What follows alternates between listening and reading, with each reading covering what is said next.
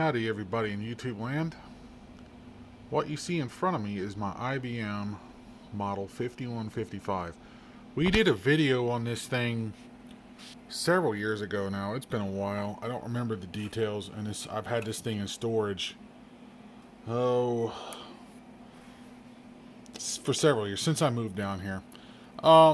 If you remember, we had a problem with the CRT being kind of soft and it would bleed, and you can't really tell on the camera, but there's a little bit of burn-in on that CRT.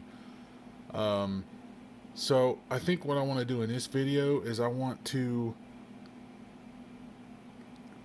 pull this apart, and I want to check the CRT and see where its emissions fall towards. I'm curious where it measures at on my Sencore CR161, but not only that, I also have a new old stock CRT and deflection board for this thing that I want to measure it and see where it measures as well, because I'm also curious. So this video is going to be about CRT testing and swapping on this unit. The other thing I noticed too after I pulled it out is this cable. You can see how it looks wet. It's really starting to degrade. It's very oily, and it's just this old rubber, and unfortunately I don't know, it's really starting to go bad. So I'm not sure what I want to do about that yet, but eventually that's going to be a problem. But anyways, let's turn it on. I heard something pop. This is the first time I turned it on in 8 years, at least, or 9.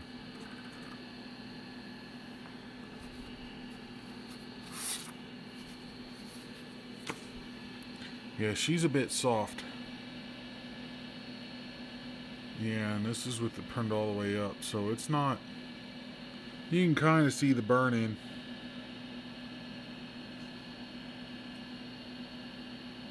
Yeah, it's got some really bad... Yeah, it totally loses focus right there. You can't even see it. Yeah, and I remember I used to have one of these. This was my very first computer I had back in '96. And it was never that bad. The longer it runs, it's starting to clear up. I mean, it could be capacitor issues, but I can guarantee you the CRT is weak. Does the hard drive work? Actually, it does.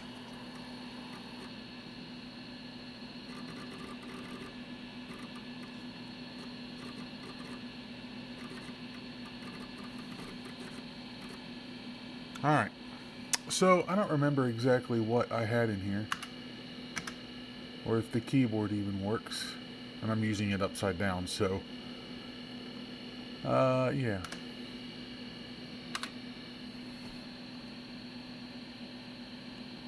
Yeah, appears to work.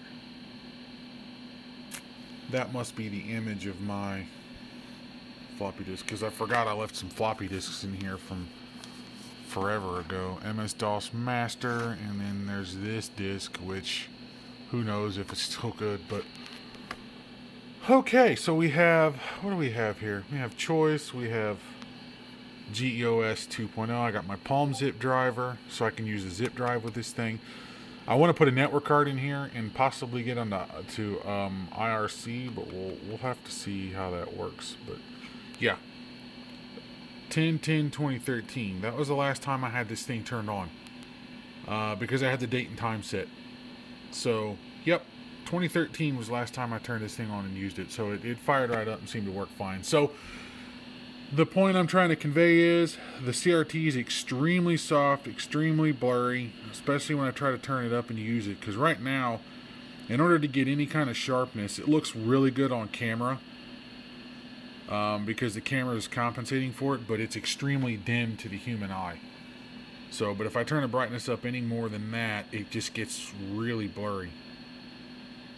And it actually, the longer it runs, the better it's getting. But the CRT is weak. So without further ado, I wonder if I have the Park program on here. Try to use the keyboard upside down. Nope. So, anyways, I'll have to cut it off back here. Alright. without further ado, let's get the cover off and let's check this CRT because I'm curious how much life is left in it. For anyone that's never serviced an IBM model 5155 before, in order to get this apart, you got to get all of these screws out of here, which I believe they're combination flathead Allen screws, so they got to come out. Also, this hard drive was put in here after the fact because the original hard card had gone bad. I'm thinking about peeling this sticker off, but I don't know. Anyway, so I'm going to go ahead and get this apart now, and the way to do that is to get these screws out. Once you have those 6 screws out, all you have to do is literally flip it up and pull that off with the handle, and you just lift it right up and then it slides off. The next thing we have to do is we have to start taking off all these shields and getting this thing apart. We really need to get to this guy right here, this monitor, because I want to check the tube. But I've got to get this power supply out of the way first. In order to do that, I got to get the shields off, protecting the cards and the motherboard. So let's do that first. This is just a 1/4 inch, I'm pretty sure. Also, it's a flathead, but I'm curious if it's a 1/4 inch. Nope. Must be a 3/16.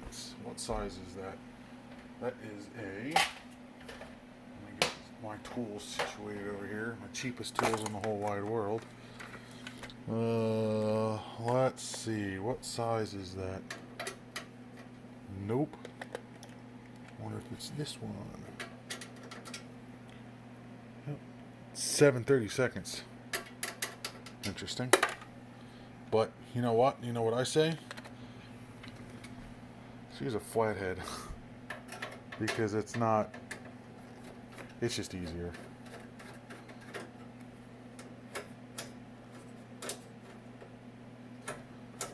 Once this is all off of here, there is, to get the power supply out, we'll move on.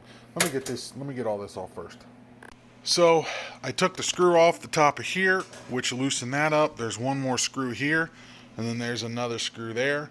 And then I unplugged the keyboard cable to try to clear it out of the way of this corner, but it's not physically attached to this shield. So in theory, that shield just should completely, move up and out of the way, exposing the motherboard. So there's the power supply, chase, wires, all that stuff. What I want to do next is, let's see here. What do I need to do to get to this stuff? Alright, okay, I think what I want to do is, let me think about this for a second. It's been a very long time since I've worked on this machine. Gotta get the power supply out of the way for one. The only way I know to do that, let's see, there's a screw here that's got to come out. There's a screw. Oh, yep. So, yeah, there's screws on the bottom that have to be removed. These look like small Allen or Torx. Let's see, will a T10 fit it? I have my old long shank T10 handle right here. So are these T10 screws? Yes, they are, and they're loose. While we have this thing apart, we might as well make this into somewhat of a overhaul or overview video, because I need to make sure that we have what the power supply condition looks like, if there's any reefa capacitors in there that need attention, things like that. So I might as well do that while I have this thing apart. So that's out of the way, which is going to loosen that up. Do not lose this piece. This is where it goes. That's a T10 screw, by the way, and that's my long shank T10 handle.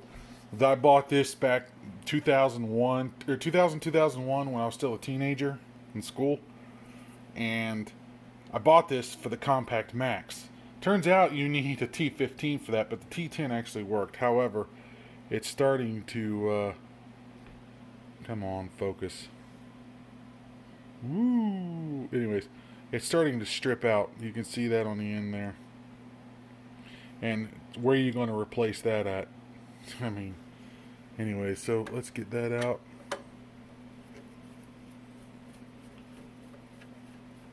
Also, when you're doing this, make sure that when you take these screws out, that the power supply is not going to, just simply fall out. And before you ask, yeah, this computer was local. Dayton, Ohio. I used to live near there. I forget where I got this thing. The very first computer I ever used, well, I didn't say ever used, but ever owned personally, was this machine. This isn't the exact one because I was just a 10-year-old kid going on 11 back in 96 when this thing, when a friend of mine gave me one of these in school. Her mom did, or his mom did. Gave me one of these. Of course, I tore it apart as a kid because I wanted to figure out how it all worked, but I got a second one. I think I picked this up at the Dayton Hamvention one year. I think. I don't remember. But it's got the, yeah. So, this thing was purchased on the 2nd of May of 1985. Literally months before I was born. I was born right on the cusp of 86. Also, in typical IBM fashion, we have security screws, but I don't think it's actually attached to the chassis because I can see the whole thing moving. Yeah, so I've never had this all the way apart before, so I'm literally doing this by the seat of my pants. There is a screw here that has to come out, so let's take care of that first. Also, this power supply may not come out unless, because there's the cables. You know what? I bet you I'm going to have to take the mother. I'm going to have to. Oh, Lord. Okay, so since the power supply cable. Let's see. Let's look at the bottom of this. How does that power supply cable work? Oh, it's channeled. Is there screws? Yes, it's channeled. Oh, that makes life a lot easier. Okay, so yeah, I'm just. This is again raw, uncut. Going by the seat of my pants. So let's take that out. Same screw. So we're going to take this guy out right here. I'm basically doing this for people that have not worked on a 5155 before. And it's been since 2013 when I worked on it, and I'm going to have to go find that screw. That's what happens when you're working on with one hand. Okay, so will this move? Yeah, that loosens the power supply up. And I want to open this power supply anyways because I want to see what capacitors and stuff are in here. But meanwhile, let me go find that screw wherever the hell it went and then get this thing out of here. Alright, so once that metal piece is, the two screws out, the metal piece drops down, which actually I can probably leave the screws in, but I just dropped that down and unplugged the cables over here and snaked them out. Here they are. This powers the monitor, so you need to unplug these two as well. And now I have all those cables snaked out of the way, so this power supply, in theory, should come out. The other thing I want to tackle, too, is I want to get all the dirt and dust that's in here out of here. So, without further ado, let's see if we can't get this power supply out of here. Okay, there's nothing that appears to be holding it in place. So, will it come out? That's the next question. It looks like, once again... Oh, and the screw that went launching earlier in the video, it's gone. I don't know where it is. I'm sure I'll find it when I step on it barefoot, though. And then I'm going to yell, ow, found it. So, that's just how it always goes, right? Anyways, let's get this thing out. The power supply has gripped in there pretty good, but a little bit of force in this direction, she popped out. So really, at this point, it's just a matter of sneaking the cables through this hole one at a time in a very careful motion by yanking as hard as you possibly can. And, you know, I'm just kidding, by the way. But so, yeah, these cables are as hard as a rock. They really are. So let's get this snake through here, like such. Yeah, that's get that out of the way. And then got to be careful around this cable here. because this is the video cable that feeds the monitor. So now, all right, now power supply is free, I think. Yay, power supply is free. It is now out of the way. That's a big fan. I'm probably gonna pull this apart and take a look. I think I mentioned that earlier in the video, but for now, let's set that guy out of the way. And then now we get to the real prize, or at least the real object here, and that is this monitor. So this monitor is made by Zenith from the mid 80s. I don't know what the EIA code was on the CRT yet, but I'm not sure if it's a recapper's delight, but that 95 dash number is definitely Zenith. So this is a Zenith chassis, and that is a classic Zenith flyback. Meanwhile, let's carefully remove the CRT socket like such. So it's got a little bit of silicone on here, and it's just practically coming off. I can literally just, it just falls right off. So it's not even bound on there that well anyway. But let's take a look at the cathodes and see if we have any bluing in it. Oh yeah, that thing is baked. Let's clean it up a little bit. So it's hard to tell from this angle, but that thing's got a lot of hours on it. I mean, it doesn't have a ton, but it's definitely saw some use in its day. Let's see, where am I at? There we are. Yeah, it's not coming up on camera that well, but yeah, it saw some hours. But I think what we're gonna do, I think we're gonna grab the CRT tester and see what it tests like. Alright, now we're ready to do this. So, got the trusty old CR161, which I recapped a while back, and I had to fix the mount on it, but let's move that out of my way. This should be a 12.6 volt tube. I'm fairly certain on that one, so, but anyways, let me move that out of the way. Alright, so that is color, which I do not need. So we set that out of the way. Then we have that. All crammed in one spot.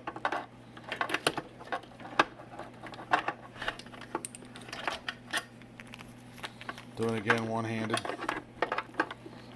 You would think I would prep this stuff before making the video, but it wouldn't be a Tech Night video if I did that now, would it? Alright. Definitely would not be a Tech Night video. Let's see.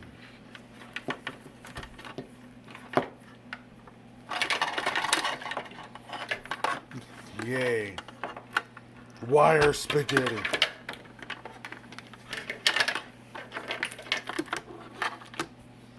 Alright, I'm getting irritated now. Okay. Close enough.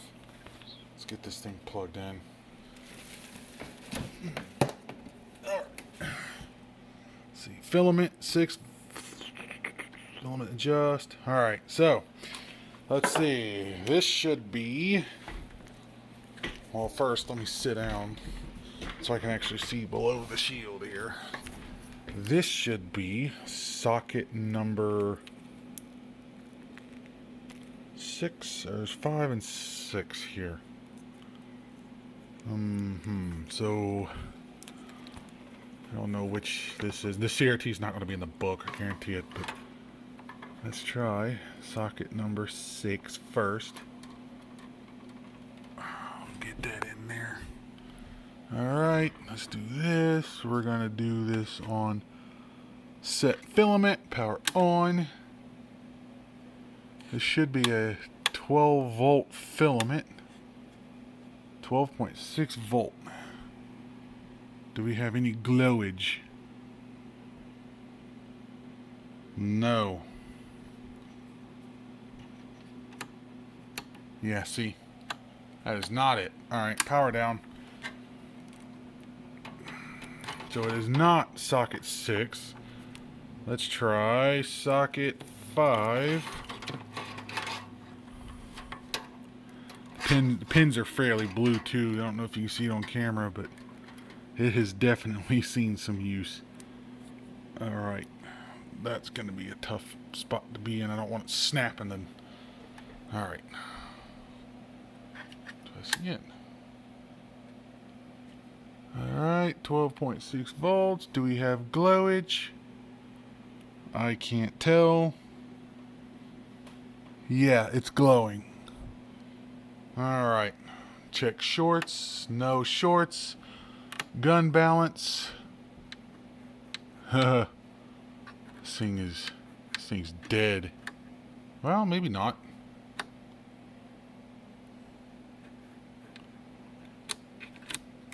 Alright, there we go. Low bias CRT. Let's set the cutoff.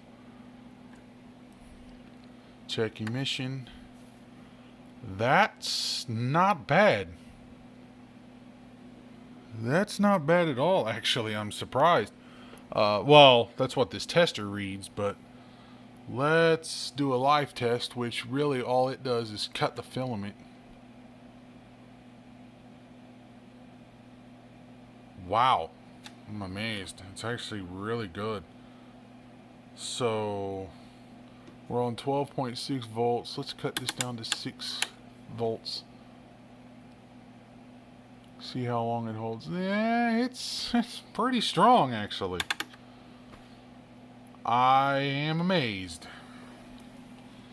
Alright, so we know that the CRT in this one's good. And this is where that's where it is actually testing right now. Is in between the O. Alright, cut the power off. I'm wondering if it's capacitor related then. It's entirely possible. But CRT is actually testing okay on this tester. So let's go test. Let's go test another one.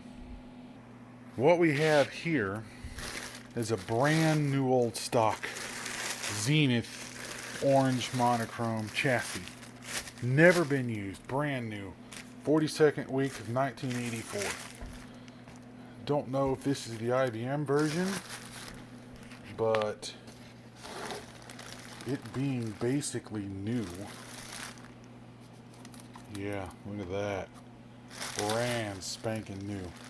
So, if you remember, the needle was in between the O on the second O. So let's carefully pull this apart. And yeah, this has no bluing whatsoever, and that thing is clear. Crystal clear. Alright. So where were we? Socket 5, if we remember. So socket 5. Come on, get out of the way. Socket 5.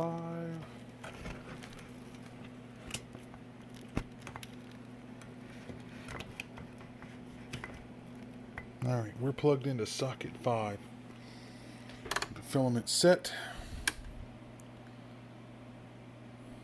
Alright. See how long. Wow, it's already got emissions. It's already got emissions almost that instantly. Set the gun balance where our cutoff is. Cutoff is in exactly the same spot. Check emissions, no shorts, emissions. Yeah. We're a smidge above the middle. There's really not much of a difference. So that CRT that is in this unit has a ton of life left still. But it's got burn-in and it's noticeable off camera. So I think I'm going to change it anyways. But you can, well, it's been a few years, but you can still get these brand new on eBay, I think. But they've probably gone up in price. But you can see the filament glowing. It's a 12.6 volt tube, and we're running. Literally, let's do a live test. Oh yeah, it's holding a lot better than the other one is. So yeah, this one's basically new. So I'm gonna knock you down back to 6 volt. Yeah, it's starting to fall a little bit. Power off.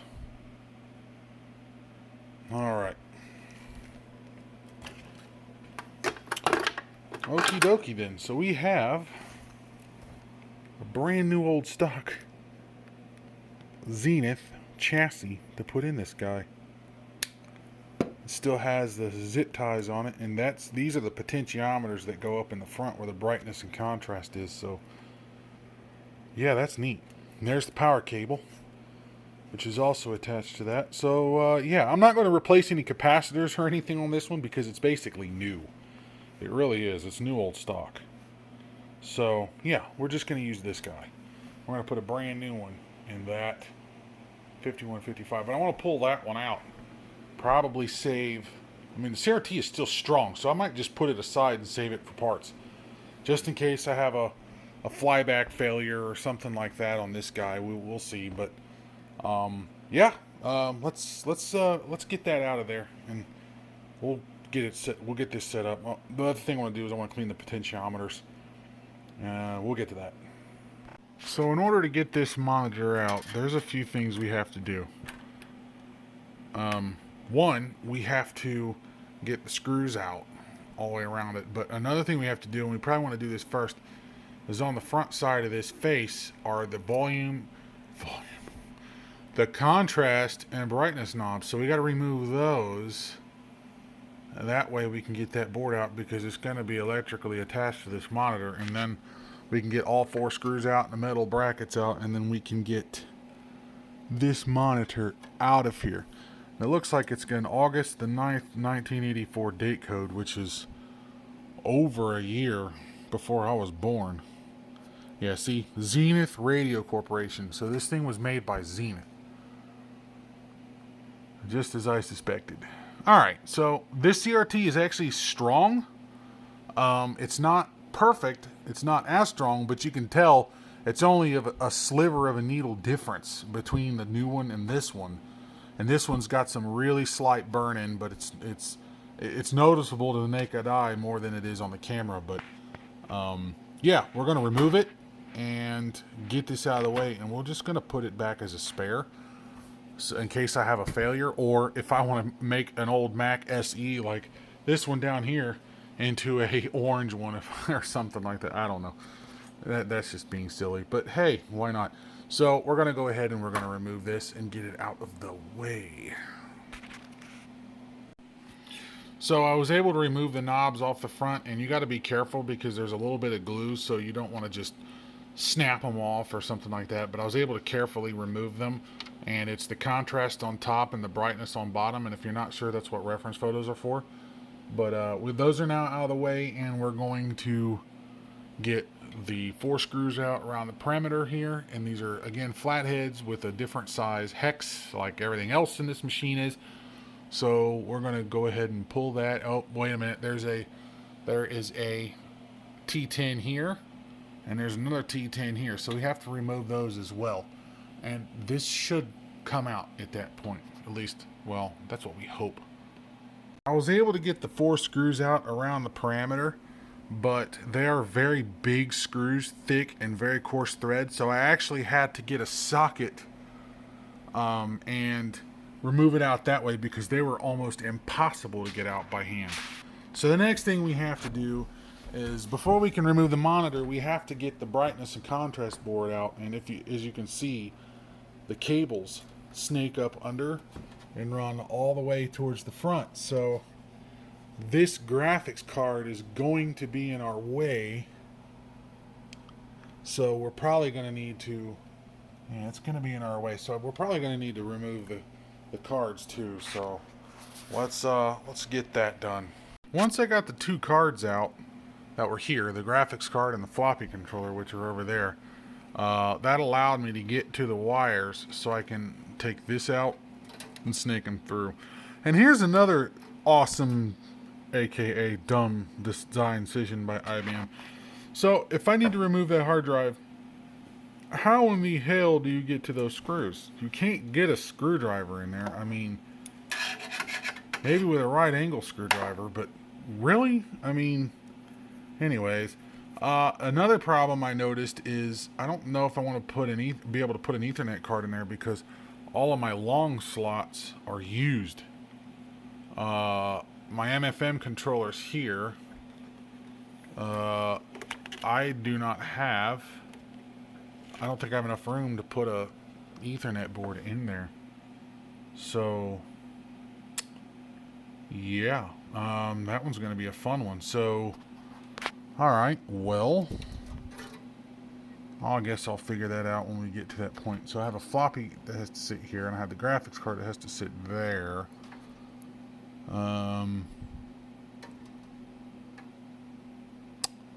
Yeah, this is going to be fun. I'll have to figure that out in a minute. All right, now at this point, I should be able to take that out. At least I can get to this front screw. I can get to that front screw at least. The screw is yay long. And then the back screw.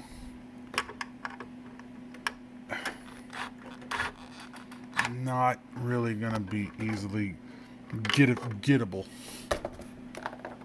So, yeah, alright, let's get this guy in here. Oh, there's no way that's going to come out.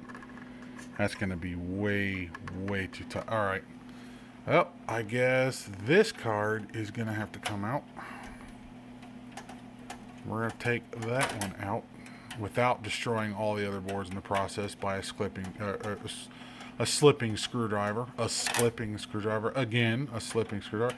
Of course, they used flathead screws in this whole thing because why not? It's IBM. Why wouldn't they? Anyway, I'm just rambling right now. Alright, so that is out. That's that screw right there. Alright, what card was this one? That is a serial parallel card. Nice. I don't need the parallel port. I do need the serial port, but I don't need a parallel port. However, I have a dual serial card that's more narrow than this one. So, I think I can put the more narrow card in there and leave that slot open for Ethernet. Yeah, I think that's what I'm going to do. Anyways, that should allow get this big behemoth in here. I hope. Alright, good. Came out. This is the video wire that's on the graphics card. It has to be removed as well. Okay. There is the board. The contrast control is closer to that screw hole, so it goes in like that. Also, the terminals are aiming downward. Let's grab that screw. Same one. Go over there with a big pile of screws. And that is now out of the way. So in theory, we should be able to remove this monitor.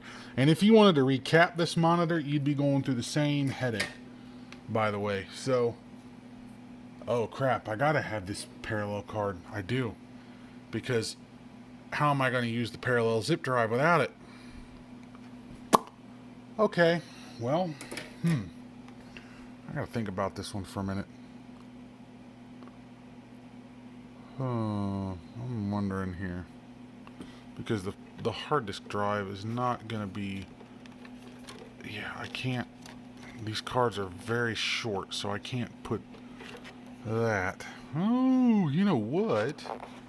If I move the MFM card down, I can just grace the board here. That would be... Ooh, man, that'd be close. Oh, man. I gotta... Yeah. Anyways, so let's get this out. Let's see, what is it going to take to remove this? So I gotta get that off the back end of that to do it properly. It's not one going to come out. I know why, too. Oh, you gotta be kidding me. I gotta take this whole cage out. Okay. Alright, well, let's do that. I guess we don't have a choice at this point. So let's unplug my cable again. Just pull that out. Let's pull that out there. We can snake that around to the rear. Get the floppy cable out of the way, which is the second. It's the second one in. Oh, I see what I did there. That was a custom cable that I made. Alright. Or someone made. I don't remember if I made it or not. Oh, MFM address, MFM main data. Alright, that's out of the way. So that means in theory I can get this motherboard out. Alright. Good. You're seeing this in real time, folks. Well, even though you're going to see this after it already happened, but you get what I'm trying to say. Oh. Alright, so what do I got to do on this side? Alright, that's going to have to come out there.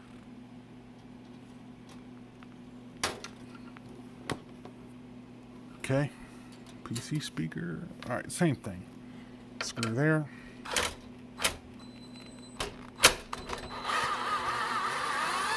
Very hard to remove. Very, very thick. Plastic's coming out with it. So we'll do that one. We're going to do... Oh, this thing smells so bad. The smell of old chassis and mold. Anybody that's worked on vintage electronics knows exactly what I'm talking about, especially tube type gear. That's what it's starting to smell like. Okay, that's not going to want to come out because that is in there. Oh, yeah, okay. Watch this be a different size.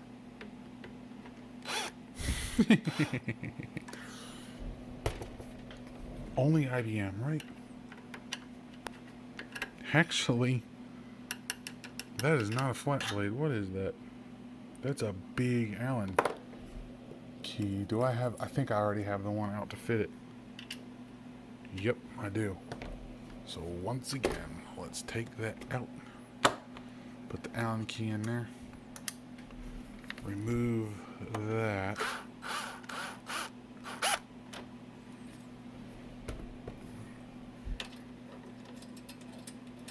It was fairly loose too. I think this drive's been out once before. I'm pretty sure I had to take this drive and fix it.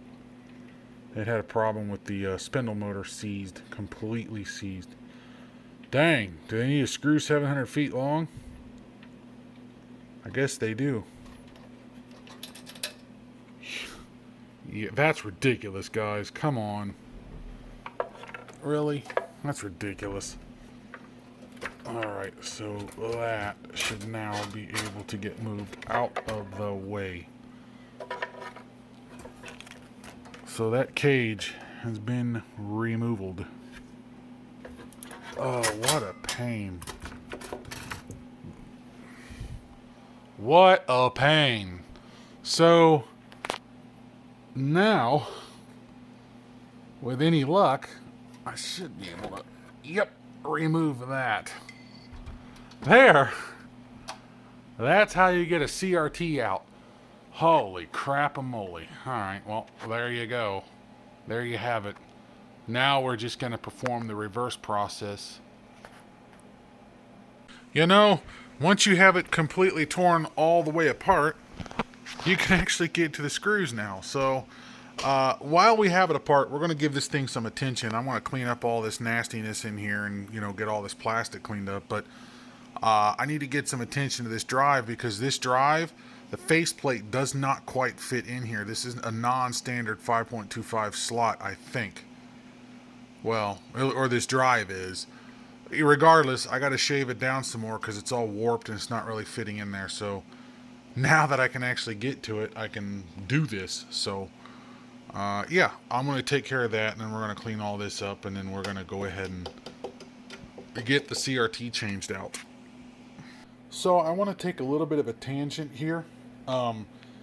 This 40 megabyte MFM hard drive is still fully functional with no bad sectors.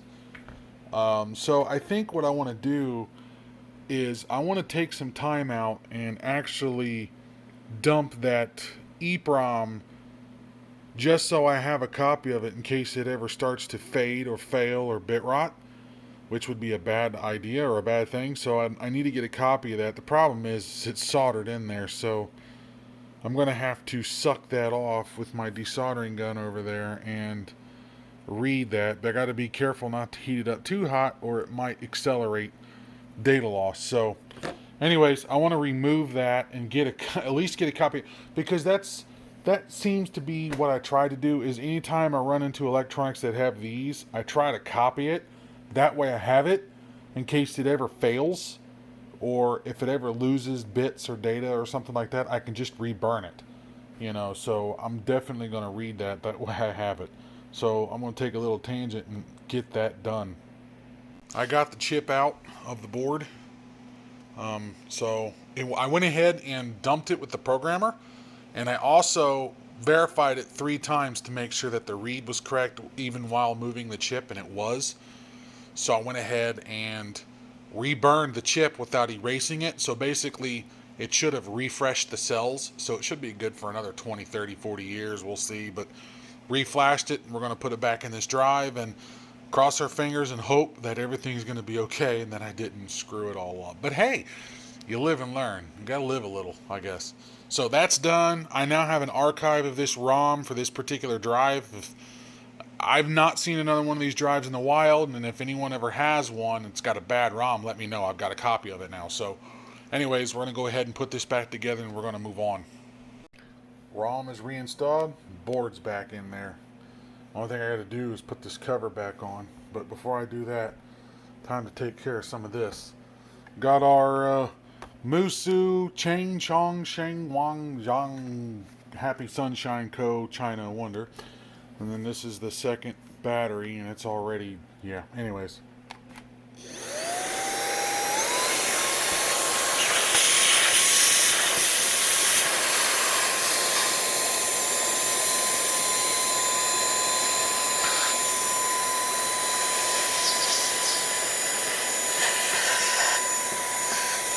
Hear it already winding down.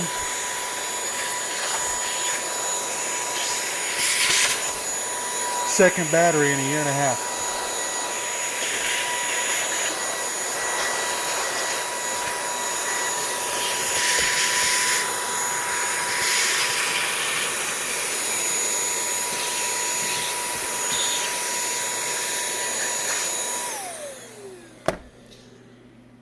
Don't buy this. Don't buy this. Anyways. Alright, so that's done. Let's get that taped on, and let's move on to the next thing on our agenda with this machine.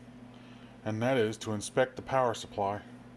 Alright, let's move on to the next thing we got going on here. So this is the power supply, as if you couldn't already tell.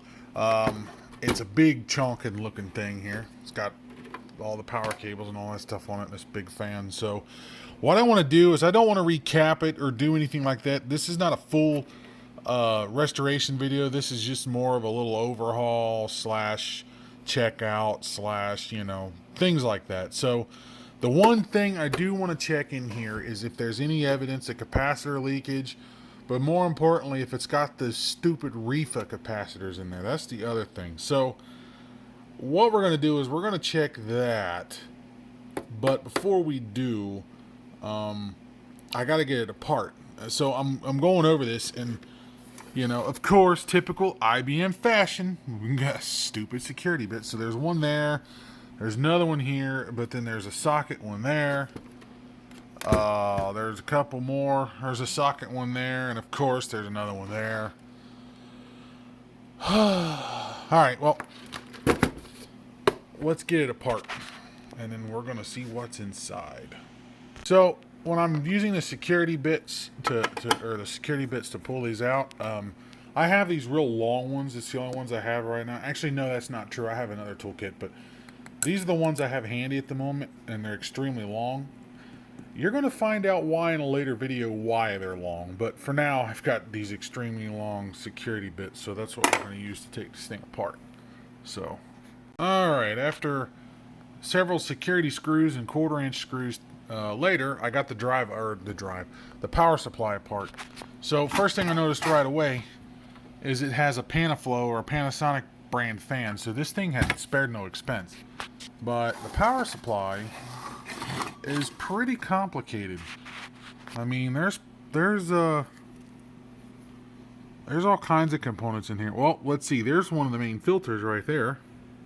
That would be where the reefa would be a part of, and it's kind of just like tacked off to the side here. That's very interesting. Yeah, so that's not a reefa, and it's still good. There's another one here. That's still good. There's another one there. Everything so far seems good. I don't see any reefas in here, so this is a little more high quality of a power supply. Also, I don't see any leaking capacitors, any evidence of the capacitors leaking at all in here. As far as I can tell, there's a riser card. Let's see, an SG3524. That's a Jelly Bean PWM control IC. What is that one? 221-121. What? That's proprietary as hell. Yeah, IBM relabeled that. Some of those purple caps in there that love to go bad. Those Matsushita caps, they're known for causing trouble. Matter of fact, let's take a look at the bottom of the board. Make sure we don't have any. Nope, it is not leaking. I'm surprised. From 1984. So, 84 was a little bit before the bad caps started to really plague things. So, no evidence of leaking.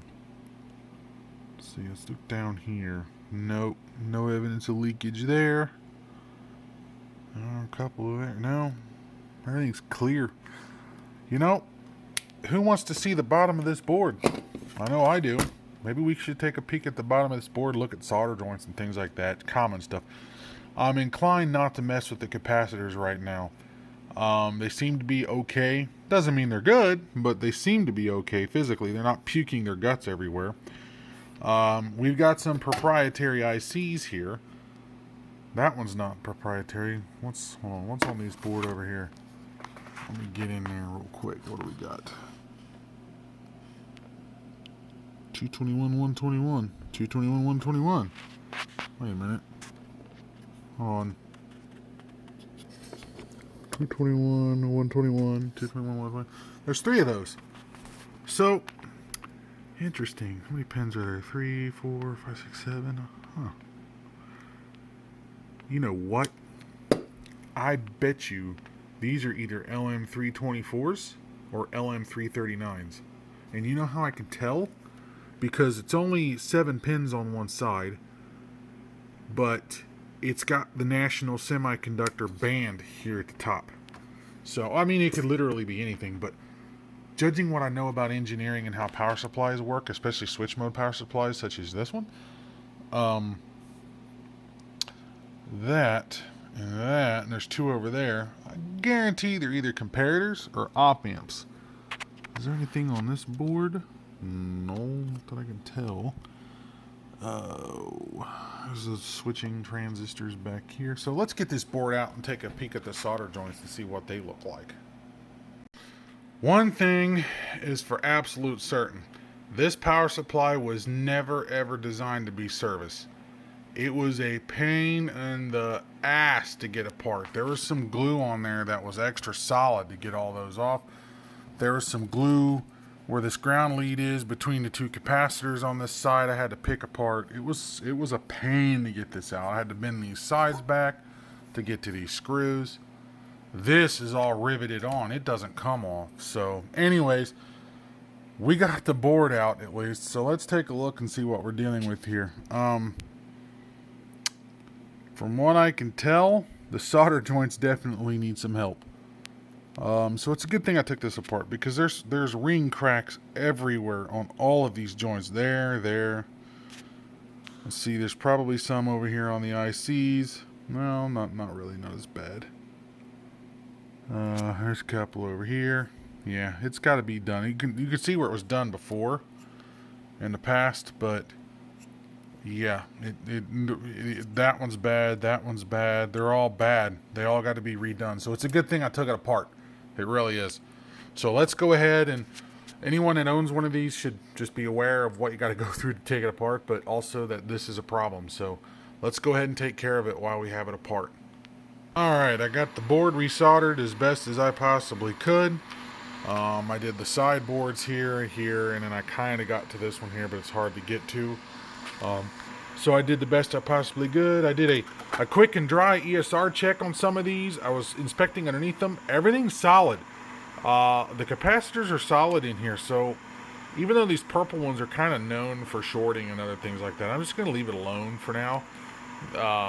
This is my machine. I'm not going to use it that often anyway, so I'm not going to go through a full recap. I might later, but from the quick, dirty checks that I've done, I haven't seen anything abnormal.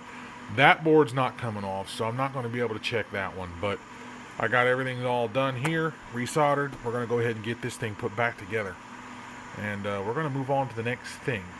Alright, I got this thing back together finally. Hopefully, we didn't kill anything or destroy anything. I don't think we did. We just resoldered the board. So we're going to move this out of the way, and we're going to get to the real prize. Now it's time for the fun. The new old stock CRT unboxing. So I have the unit kind of like right here for now, but alright, time to open up this gem. For the first time since 1984.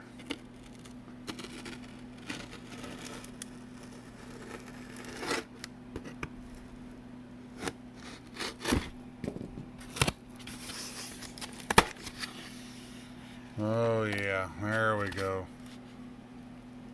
Look at that. Look how shiny that thing is. Wow. Let's see, what do we have? November 29th, 1984. It's slightly newer than the one that was in there, but man. Zenith Radio Corp. That thing is so mint. Brand new. Oh yeah. Alright, let's get this out of the box.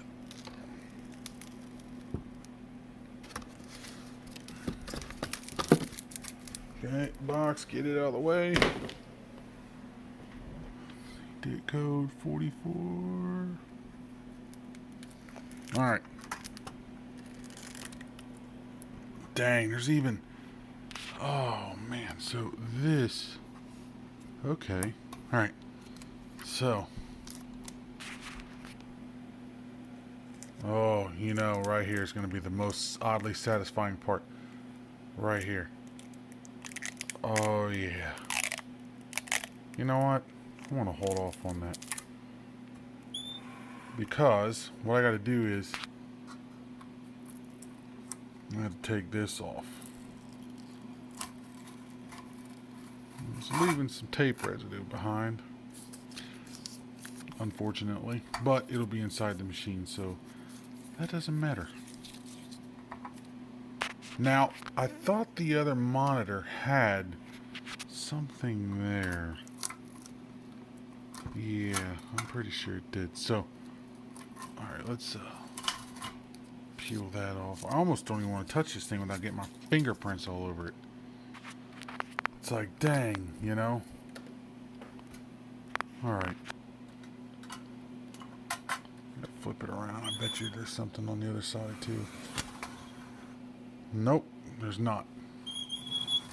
It's clearly just this side. So, okay, so yeah, that's right. So you got to make sure that those are in the slots like that. Yes, those are now in their respective slots. Okay, let me go get the screws that go into that so we can put them in.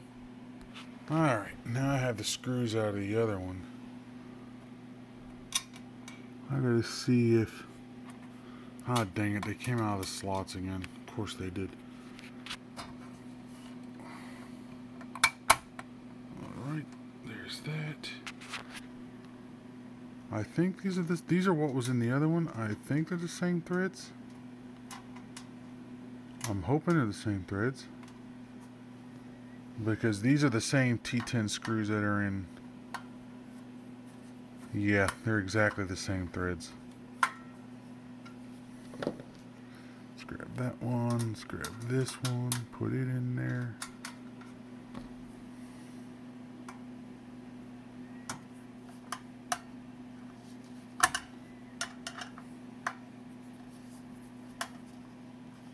I gotta put the camera down because it's wanting to go cross-threaded. Alright, they're in there, they're tight, and it's kind of bulged out a little bit, but I think it was on the original one too. So, next thing we have to do is we have to get these controls off so we can get those set up to where we need them to be, and they don't just come off either. I literally have to, let's see here, where are they? Ah, dang, come on. There they are. Time for the snippedly doodle doos. Alright. Snip. Snip. Well.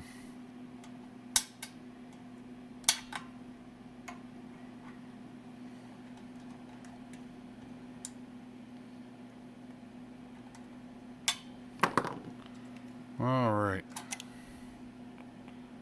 Yep, these are one way so they don't... Alright. So that's where they put them from the factory. Alrighty then. Oh, there's the video cable. So we have to unravel that. Well, these wires feel nice. They're so clean feeling. Yeah, that's a thing. It may not sound like a thing, but that's a thing. So,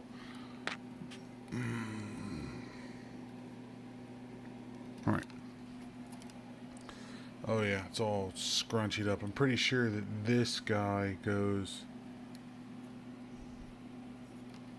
Yeah, that goes like under here and out that way. So, all right, what we're going to do now...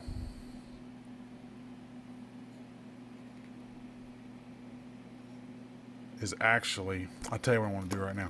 Before I go too much further, what we're going to do is we're going to take this stuff right here, deoxit fader lube F5, and we're actually, even though this thing's technically new old stock, I know I want to spray that out so it doesn't, there we go.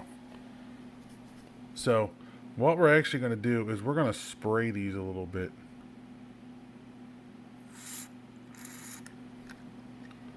And the reason why is I want to make sure that these pots are actually good. Oh yeah. That way they're all nice and clean. So, they're brand new, so I shouldn't have a problem anyway, but the fact that they've been sitting, I just wanted to make sure I don't have to take this thing all the way apart again to clean the brightness and contrast potentiometers. But they're all clean now. Got some of my fader lube, deoxit in there. Everything's all good. So, alright, so now I gotta clean up that mess. Because I made a mess all over the table from that stupid fader lube. Alright, clean all that up.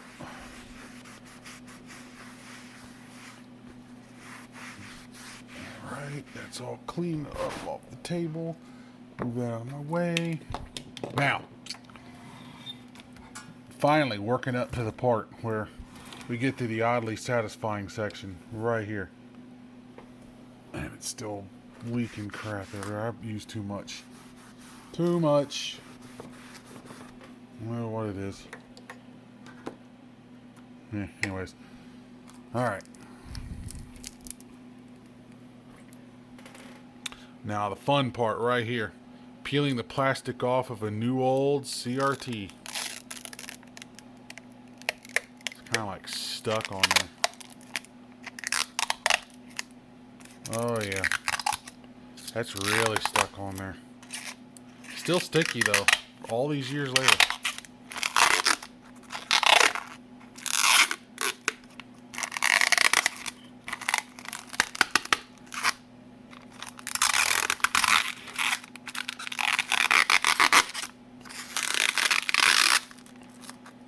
Now that might have been the most fun part of the day. Throw that in the trash. Let's see what we got here. Oh yeah, that is nice. It's like I gotta clean it anyways. So much for being clean, but not a lick of burn in. Oh man, that's nice. Hopefully it's a good performer. Should be. How loose is this? Or is this tight? It's awful loose. I might have to tighten that up. Okay, what screw is this? Yeah.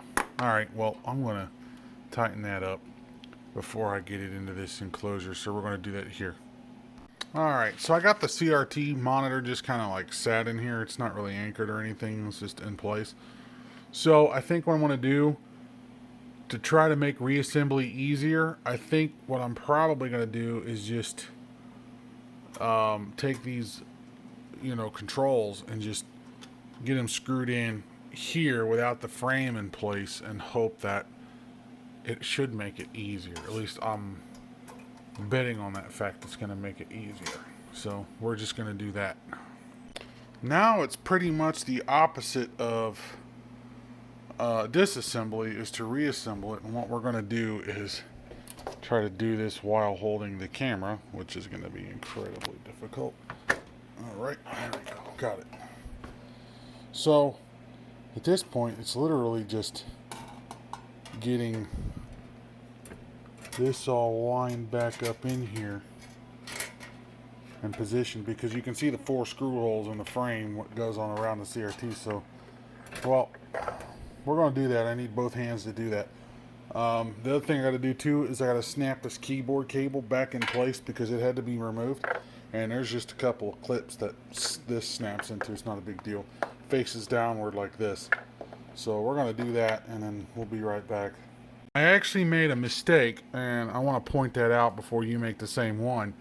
When installing this control panel, you actually have to go through and around this cage. So I actually had to unscrew this and get it back out of my way, run it through here, and just kind of get this set into place a little bit. And then I want to screw this in here, back in here, because I had to unscrew anyways. So just FYI, you have to have the cage in place, and at least somewhat in place, before you can screw those on. So me trying to be able to get to this screw without having this in place didn't work out because IBM. I figured I'd point that out. Once you get all the screws tightened up around the parameters, you get these 2 screws in, one there, and then you get all the screws in here. So you got a screw there, these 2, and then 2 more up here. So 1, 2, 3, 4, 5, there's 6 screws total, plus the 2 in the rear, that's 8, and this thing should be secured in. Then you got to make sure you put the screw back in here to hold this bracket in place so this doesn't go flapping in the breeze. And then we should be ready to go. At this point, it's just snaking the keyboard cable around, which actually I'm probably just going to do this here first. That way I know how much I need to.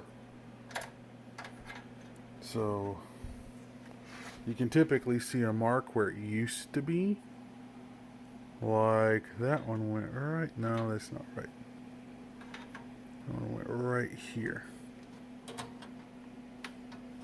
So that's where that one goes.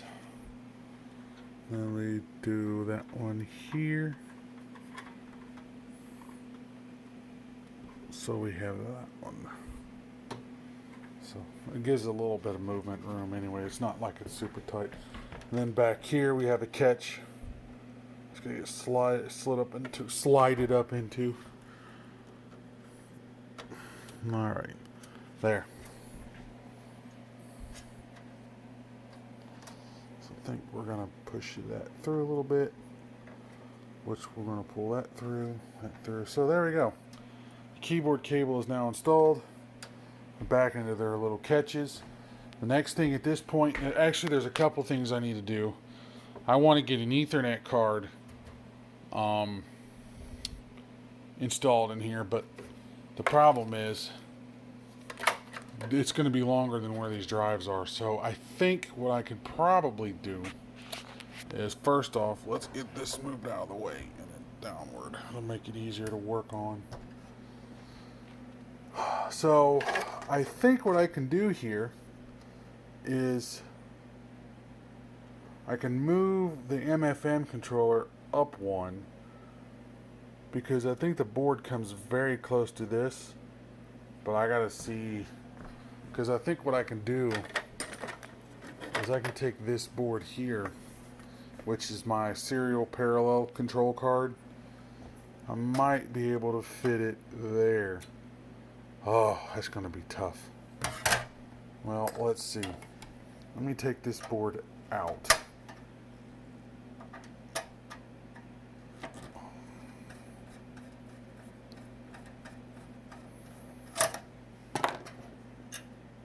So take that out of the way here, because I can put this card pretty much anywhere. So my point is to see if I can get that to fit there, which I can, but oh dang, yeah, that's gonna be fun, because I need that slot. No, it's only touching the base of the crystal, really. I mean, it's putting some stress on the card, but bodges. Yeah, that it's probably gonna have to, there's some bodges there. It's probably gonna have to work that way, because then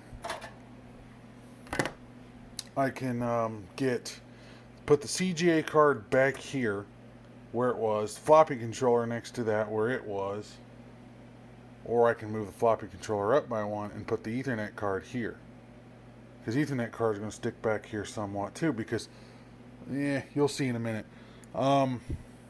Also need clearance. Yeah, it'll work. So get the Ethernet card in there, get that in there. So at that point I only have room for short cards. So alright, I'll move the MFM card up here. Yeah, I'll get that. Before I go that much further though, I want to get the power supply back in here first, and then we'll work on the cards in a minute. But for now, it's the end of the night. It's getting late and I'm ready for bed, so we'll pick this up in the morning. Well, for you guys it'll be in like 2 seconds, but for me it'll be a whole 8 hours later. So I'll be right back. Okay, now after the little slumber in the bed last night, because I was tired, and we're back the next day. So I want to figure out how I want to arrange the cards in here. And so the problem I run into is right here. I need long slots.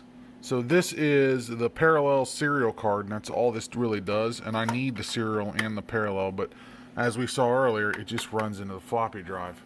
Another thing is this card has no jumpers, so I do not know what I/O address this is on, what IRQs are on. I'm going to assume the default ones, but you know what they say about assumptions. So anyways, I went through my stash of stuff, and here's what I'm trying to do. That Ethernet card is a 3C509. It does not have the twisted pair jack. This is the only one I have of this card, unfortunately, and they're getting expensive and hard to find as time goes on. And the reason why I picked this card, because the cool thing about this card is, notice This card is also long, so it won't fit here. But the nice thing about this particular card is this card is a 16-bit ISA card, but believe it or not, it will operate in an 8-bit slot. This particular chipset supports backwards compatibility mode if you have the right driver.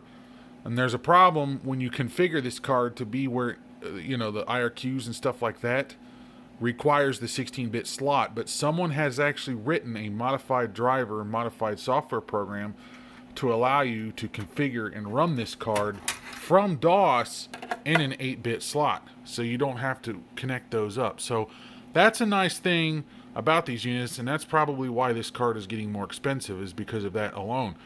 So I can actually put this card in here and use the DOS MTCP driver that someone so graciously wrote and makes life a lot easier, and get on to, Telnet. Of course, you could use a Y modem for that, but more importantly, I can get on IRC and FTP and a few other little hands or odds and ends to be able to get information in and out of this machine. But I also went through my stash and I found this card.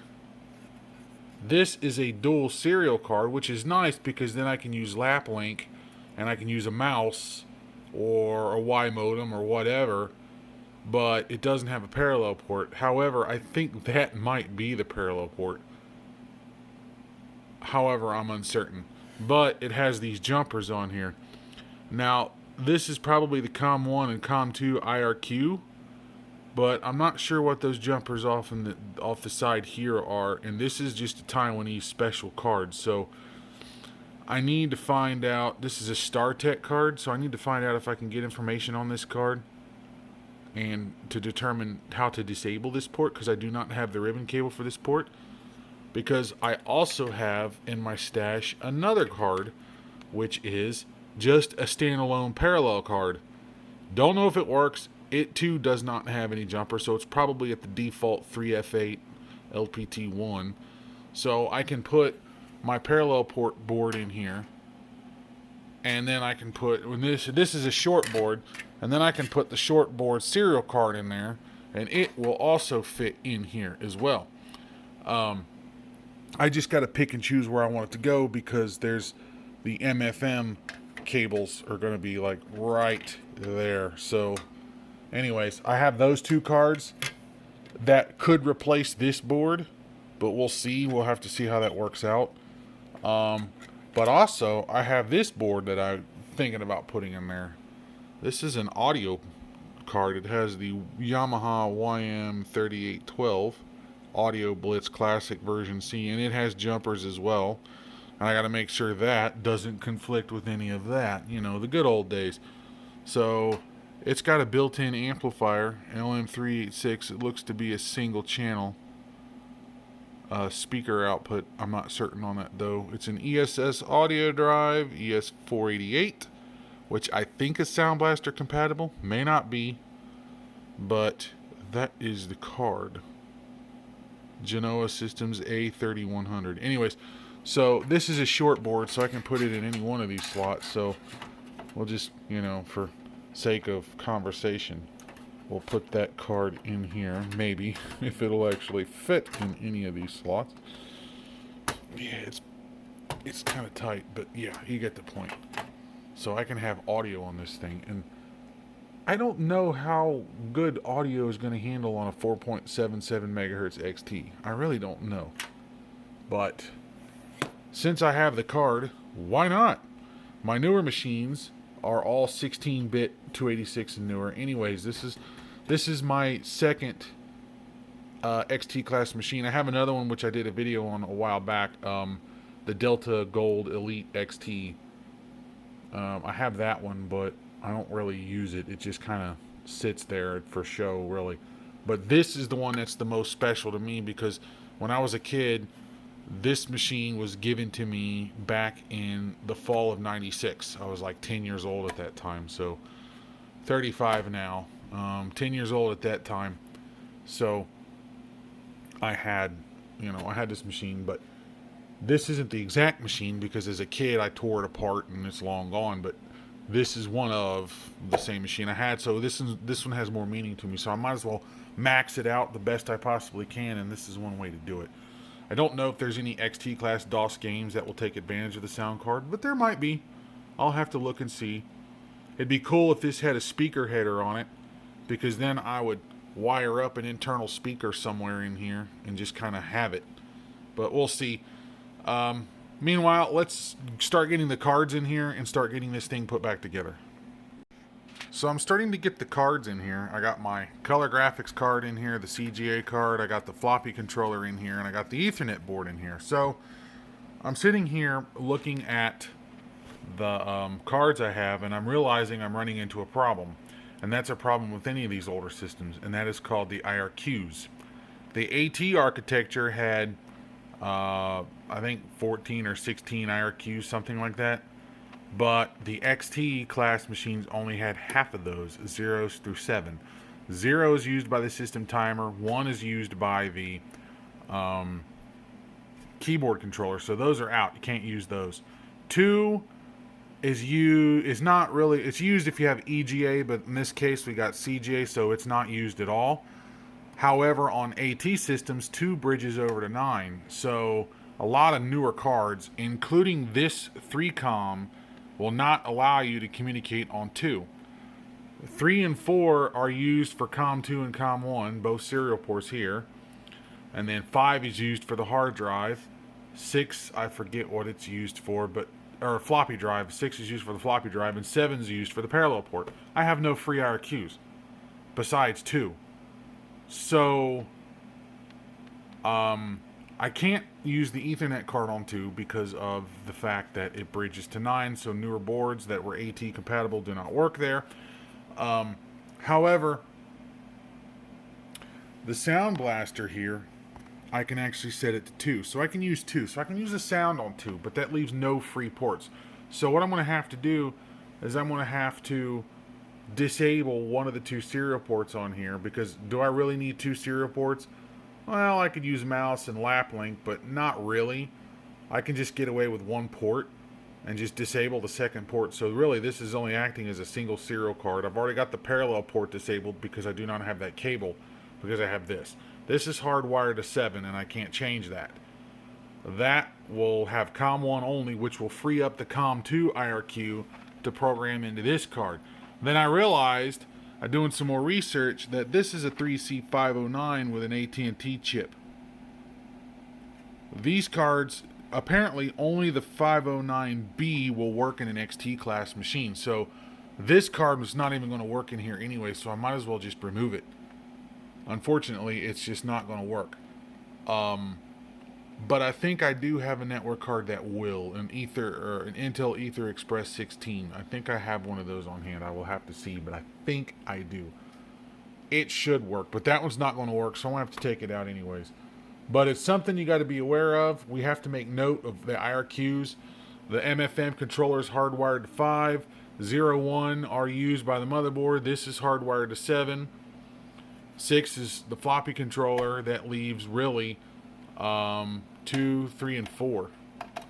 That's it. All you have is 2, 3, and 4 that we can actually use on another peripheral. So 3 and 4 are used by this card, so I'm going to have to disable one of the serial ports. And once I disable that, that'll free up an IRQ for the Ethernet board. And then we'll set this to IRQ2, and we're going to leave the DMA at 240, or the IO address at 240, because we're going to use 220 by the Ethernet board, and I think we'll be good there. We'll have to make note of all this stuff as we put it in. That way when we go to configure DOS and configure all the drivers, we know where everything is. And that's the one thing about these old systems you have to keep in mind. Plug and play was not such a thing. So you've got to make sure that all the cards are set to where they need to be, and you memorize where they are or document where they are so you can set up the drivers. But not only that, you got to make sure they're not conflicting with one another. Otherwise, we're going to have problems. So we'll get all that set up, and then we're going to get the cards in here. The correct Ethernet board, I'll have to look in my stash and see if I have one, and then get it all set up. I do have one on hand, an Intel Ether Express 816 LAN adapter. This one's got a twisted pair port at least. So I bought this for my 386, and it looks like it's been through hell. But I bought it for my 386, but it's an ISA system anyways, and that 3C509 should work in that one regardless. While this one's stuck with the XT architecture, so I might as well just use this card for my XT and just use the actual 3Com card for the 386, because I got DOS drivers and settings and stuff that'll work on that newer architecture. So yeah, we'll just use this board instead, and we'll just make sure we got to program this one for IRQ 3, I think it is. We got to make sure to set it on 3 with an IO address of 220, because the sound card is going to be occupying 240, and that sound card will occupy IRQ2, and I think we'll be good. But that's it. It's going to max the system out. We're going to have no failable resources. And actually, before I get too carried away with putting all the cards in here, I want to go ahead and get the power supply put back in, because all of my plugs are back here. And when I start filling this thing in with cards, it's going to get buried and I'm not going to be able to reach it. So let's just go ahead and get the power supply in first, and then we're going to move on to getting the cards in. Got the 4 screws in for the power supply in the bottom. I didn't put the top screw in yet, but what I wanted to do was make sure you snake the cables out back into this channel, and also feed this wire through and make sure it's plugged back in. This feeds power to the monitor itself, and it just gets tucked up under that shield. So got the wires all chased in here, so now we're getting ready to put the shield on and get all the cables plugged in. I got the shield on, and now when plugging these cables in on an XT or AT class machine, you've got to make sure that you get these cables plugged in the right way, because they look the same even though they're not. So what you want to do is you want to identify that the blacks are together, not like this, or it's going to blow up. So we know the blacks are together in the middle, so we're going to plug this guy in here. Get it all lined up. I mean, this one's keyed, but not all of them are. So we'll get that one in there, and then we're going to get that one in there. And there we go. That's it. That's really all there is to it. And they kind of want to rest in their natural positions anyway, so now I got to get the power cables plugged into the drives. But matter of fact, let's just go ahead and do that now. Let's see, we'll get you plugged in here. Need you plugged in here. There. Power's all connected in.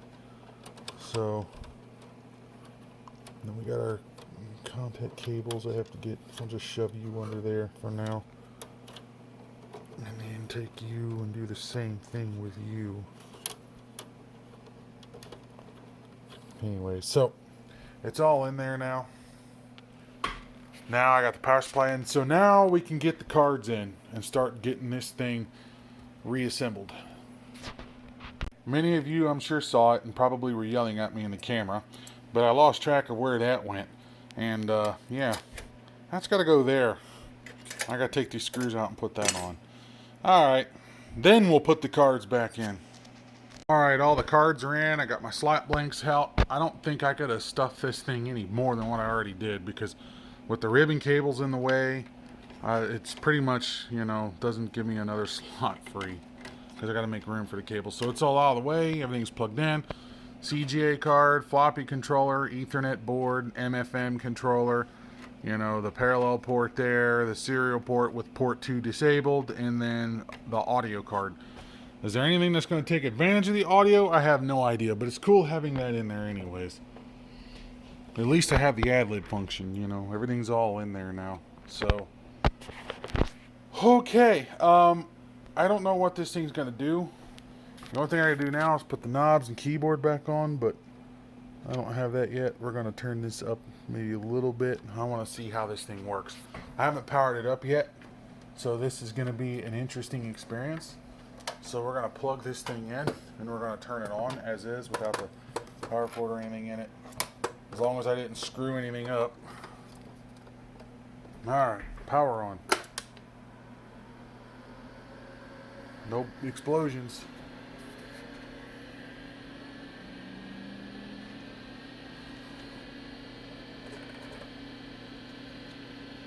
Oh, I got a screen. 301 keyboard error. Well, that's to be expected. Oh, wow. Yeah, that's way brighter. Holy crap, that's bright. No more blurriness. I know it's hard to see on camera, but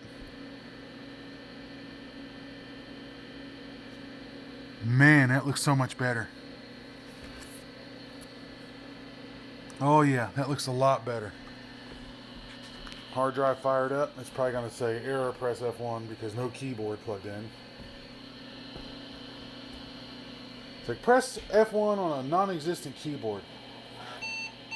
Yeah. Error, press F1. Yeah. Alright, so we're good now. Let's go ahead and start getting the shield on here. I want to make sure everything starts up and everything works. But I got to get a keyboard plugged in first.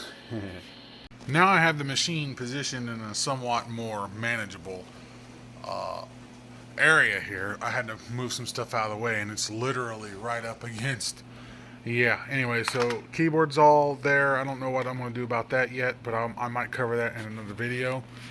For now, a couple things I want to do is I want to configure the Ethernet card and see if it works, which I have to have the software to do that. And the easiest way to get software over to a machine like this, for me, in my personal case scenario, is using a zip drive right over here. I have a USB one of those, so I can go plug it into my modern machine over there and just transfer files, you know, back and forth off of the zip disks. I think I'm going to use the green one. So I'm going to fire this machine up and format the zip disk. The program I use for this, because this is an XT class machine, is called Palm Zip. You can still get that. It is shareware. I bought a copy, so I have the full version. I recommend you purchasing your own copy. Sure, you can go pirate it, but I like to support authors that still work in the retro computing, vintage computing arena right now. So I try to support them the best I possibly can. So I bought my copy. So I have a legal copy, and I put it on this this diskette back in 2013. What I want to do now is just fire this thing up and make sure that, for one, this disk actually still reads, because it's been sitting. I don't see anything worn out.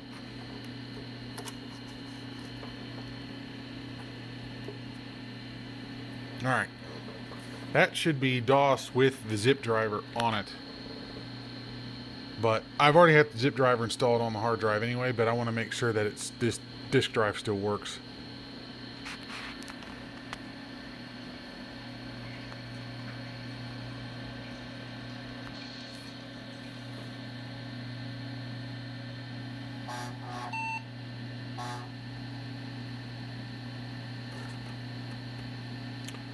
That's a negative. Zip disk, or I keep saying zip disk. Floppy drive no longer works. See, that's my license number when I purchased this thing. But that's the Palm Zip information if anybody wants to go get it. So I guess the floppy disk drive no longer works.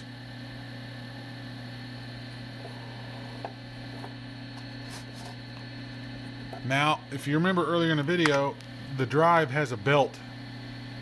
So, anyways, I don't think that's going to work. Or the disc could be bad. I mean, that's entirely possible. But somehow, I doubt it. Let me put the disc back up here. I think it's just a bad drive from sitting around. Nice convenient pocket to put the discs. Let's try this one.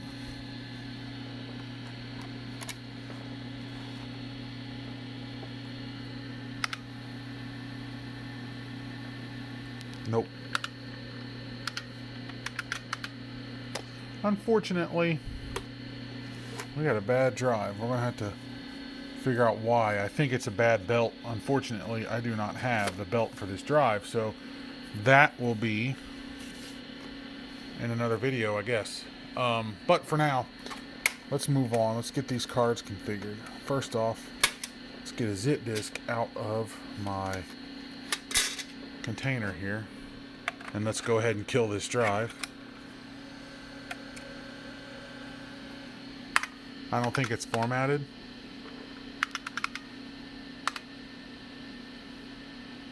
Actually, it is.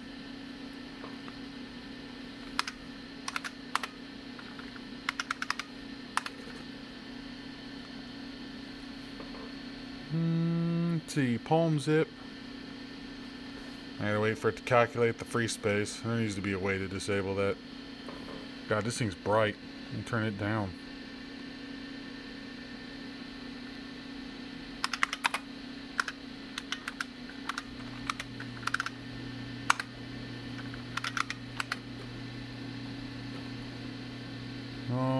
Okay, Zipman. What does Zipman do? I don't remember. It's been 8-9 years since I've messed with this. Type 96 meg, fat 16. Let's format. Okay. There we go. Now we're formatting the disk. We'll see if the disk's any good. I'll be back when this is done. I suppose the good news is that means the parallel card that I stuck in there is actually good, because that's plugged into the parallel port. So at least there's that. I don't know if the serial port's any good yet or not, and I don't know about the other cards yet, but it looks like it's going to be a 2-part video because I have to get the belts for this drive. And we got to take this thing back apart again. Alright, it looks like it's good. Let's escape to DOS. Let's go back to the D drive, and we're going to DIR it. Yeah, alright, we're good. Let's see, Zipman. Let's have a little bit of fun, just because. Eject disk. I want to go back to DOS.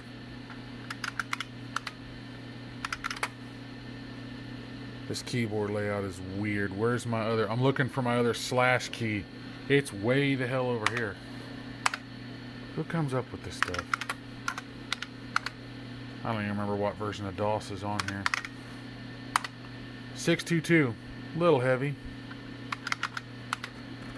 Figure out how much memory I'm using.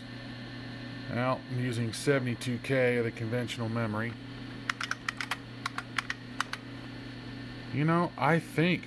Oh, dang, I got GEOS on here.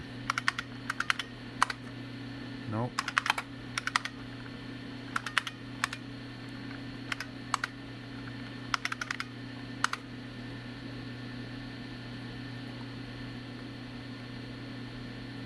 Does it run?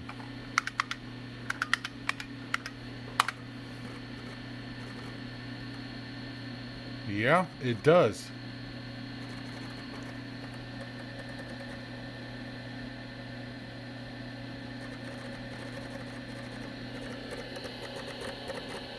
I love the sound of that drive.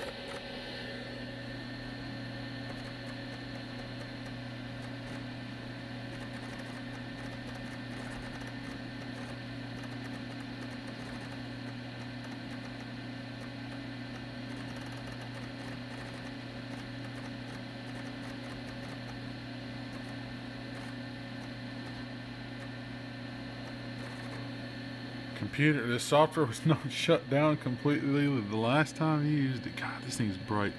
Oh boy, look at that. That just must be an inherent flaw with these monitors, because that's what the other one was doing.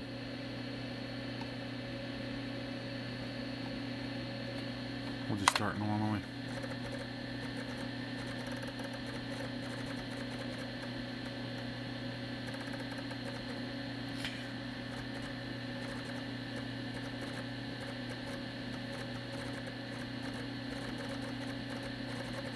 Every time it accesses the hard drive, you can see glitches in the monitor where the power supply is kind of weak.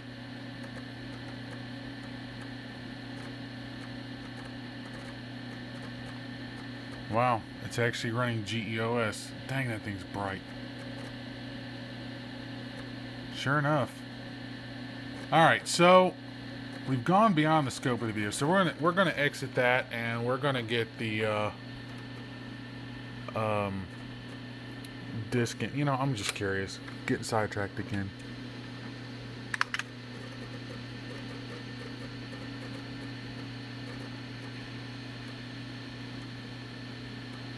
Huh. Gotta play some Tetris. There's actually quite a few programs on there.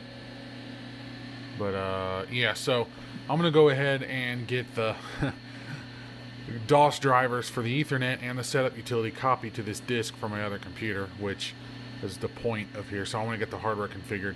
So I'll be right back.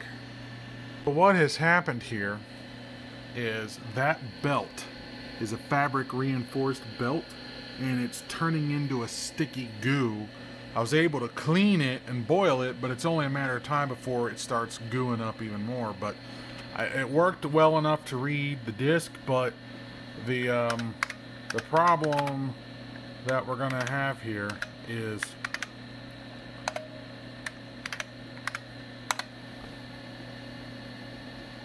well, you know, it would help if I actually typed it properly.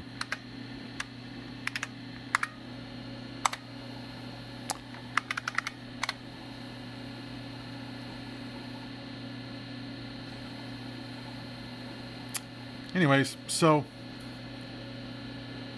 the problem that we have here is we do not have those belts available anywhere. I have not seen it. Console 5, it's got something like it, but I don't think it's the same thing, and it's out of stock. So unfortunately, I don't know if there's much I'm going to be able to do with this thing, unless I can come up with some other solution for that belt. But for now, the hard drive works, and so does the zip drive, so we'll just work with that. I'll make a part 2 video when I deal with this keyboard cable, and we'll deal with the belt at that point. Alright, I got all my files on the zip disk. I went ahead and copied them over there. I have MTCP, and inside MTCP are the tools for the TCP IP, and that's what you would run on machines like this. And then we have the driver, packet driver, and the utility for the Ethernet card. So all that stuff has been copied over already. I used DOS shell to do that.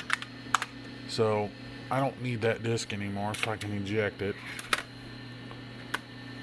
Alright, so soft set 2.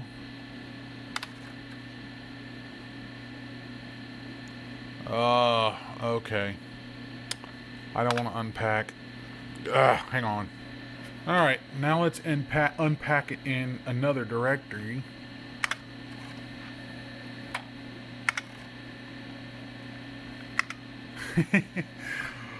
Oh boy.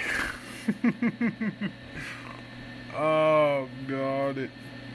Okay. Why would you do that? Never mind. Alright. Fail. Abort. Okay.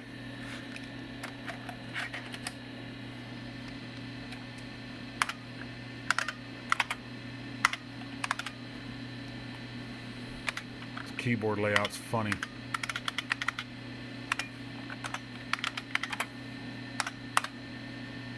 Yes. Oh, the keyboard, man. So never mind. So I'm going to have to rename softset 2 to something. I have an idea.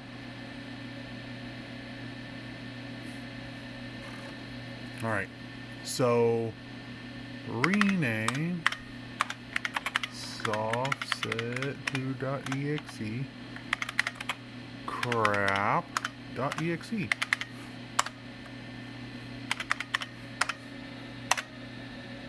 Alright, let's try this again.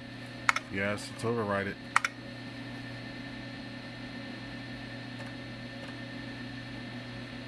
This time, I shouldn't get a sector not found, because it just didn't overwrite itself. Alright. Hopefully this works, but we're going to find out.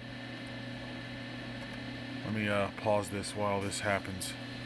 Okay. Now it's extracted. Now I can remove. Get rid of crap. Make sure it's actually gone. Softset 2. I didn't realize it wasn't a self-extracting archive.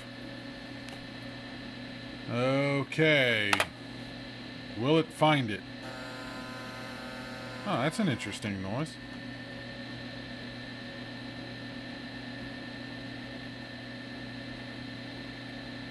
Alright.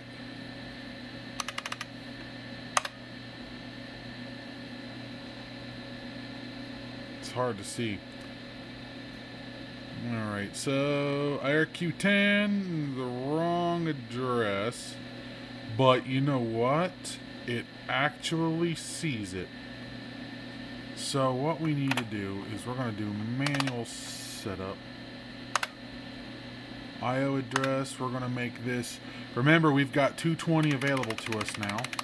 Because we moved the audio card to 240, so we can use 220. Oh, really? Okay. Let's try 250. Apparently it's all used already. Interrupt, we're going to make this... IRQ2 is used, so we're going to make it IRQ3 because IRQ2 is used by the sound card now. IRQ4 is used by COM1, so that should be COM2, I'm pretty sure. Forced 8-bit operation, yes. Okay, flash boot ROM address, we're going to disable that. And we're going to turn that off.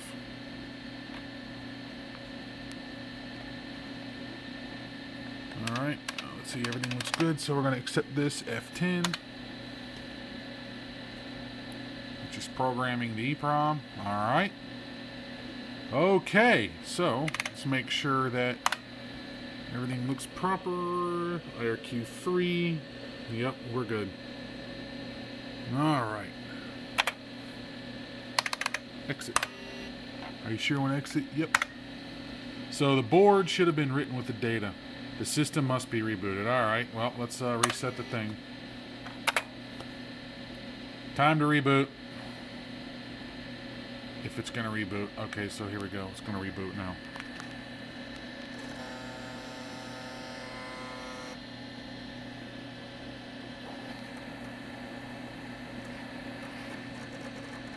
So we're booting.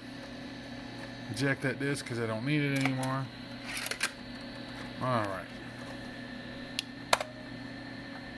Let's see. CD MTCP. I have not tested this board. I don't know if it's going to work. Okay. EXP8 I think is the driver. It's going to calculate the free space. I hate when DOS does that because it's so slow. Alright, EXP packet driver, so... What IO address did we have that thing at?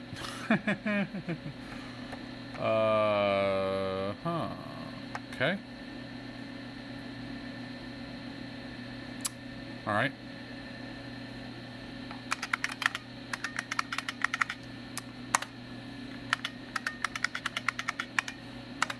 Bear with me, folks, because I do not remember. Looks like it froze, so I must have used an IO address that is not available to the system. So that's not going to work. Well, please stand by. That's the joy of working on old machines like this, is you're going to find, yeah, that might have just screwed me. I might have to grab a different machine and reprogram that thing. Crap. Well, guys, I think I found the problem. My NEC hard drive decided to fail. It literally just failed. You've got to be kidding me. Why in the world would my 30-year-old piece of hardware fail? Why would that be? In all seriousness, that's not surprising. So that is going to mark the end of this video because I have no option to fix this problem. I'd have to build like an IDE to XT adapter or something like that, like everybody else is doing right now. So unfortunately, that's going to end this video. We have to get a belt for this thing anyways, so we might as well just end it right here as a part 1 series. And yeah, see, it's done. So we're going to end this as a part 1 series. Number 2, part 2, we'll cover, doing the IDE XT, and we'll do the hard drive or floppy drive and all that stuff, and hopefully we can get all that set up properly and we can close this project out. But for now, thank you for watching. If you have a comment, please feel free to leave one, and don't forget that I have a Discord server, and the link to that is in the description below.